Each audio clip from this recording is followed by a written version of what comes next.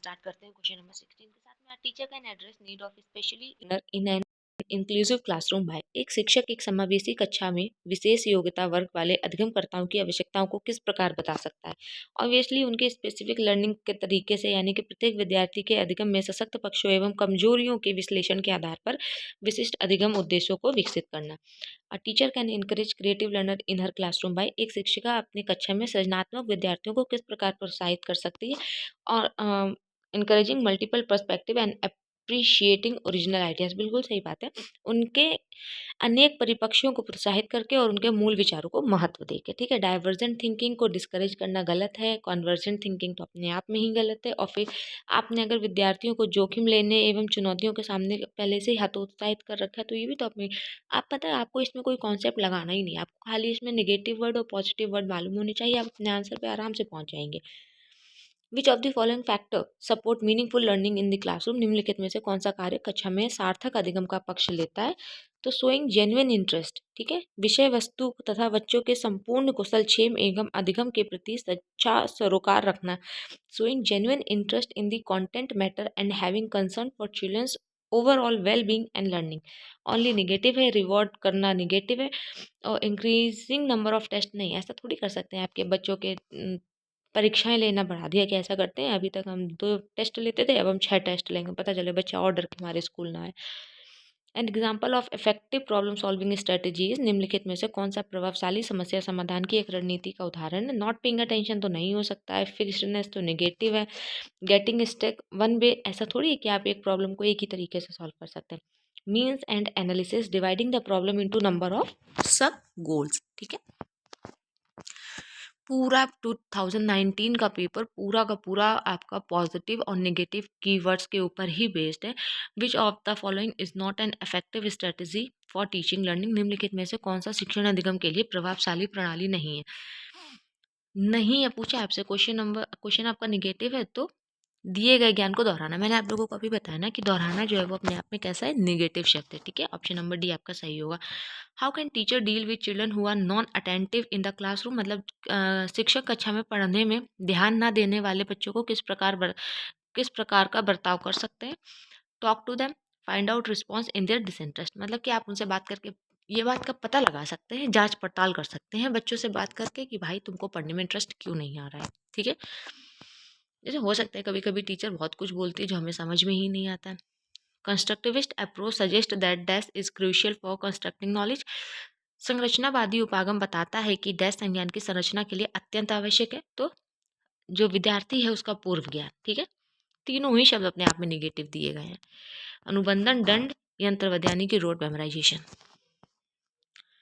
Children construct naive theory about their. मतलब बच्चे जो है वो अनेक घटनाओं के बारे में जानूभूत सिद्धांत की संरचना करते हैं। ठीक है। यानी कि नेव थ्योरी अपने बहुत सारे फिनोमिना को लेकर बनाते हैं। तो in this background a teacher should, तो इस पृष्ठभूमि में एक शिक्षक को क्या करना चाहिए। चैलेंज दिस कॉन्सेप्ट, ये कैसे है, challenge this conception of the children through dialogue. आपसे क्वेश्चन में ये पूछा गया है कि अनेक बच्चे अनेक घटनाओं के बारे में सहानुभूत सिद्धांत की संरचना कर लेते हैं। जैसे मान लीजिए कोई भी घटना घटित हुई तो बच्चे कहीं ना कहीं उसके बारे में एक स्टोरी, एक कल्पना कर ही लेते हैं। तो इस पृष्ठभूमि में एक शिक्षक को क्या करना चाहिए। तो जो बच्चे हैं, जो उनके कॉन्सेप्ट्स हैं, उनको challenge this conception of the children through dialogues, मतलब संवाद के द्वारा। ठीक है। बच्चों की इन अवधारणाओं को चुनौती देनी चाहिए, ना कि उनको खारिज कर देना चाहिए, उनको अनदेखा कर देना चाहिए या फिर बच्चों को डांट देना चाहिए। संज्ञान एवं संवेग के बीच किस प्रकार का संबंध होता है। दोनों ही एक दूसरे पर डिपेंड करते हैं। बाय डायरेक्शनल और डायनेमिक इंटरप्ले बिटवीन बोथ, दोनों के बीच में गतिशील पारस्परिक क्रिया होती है।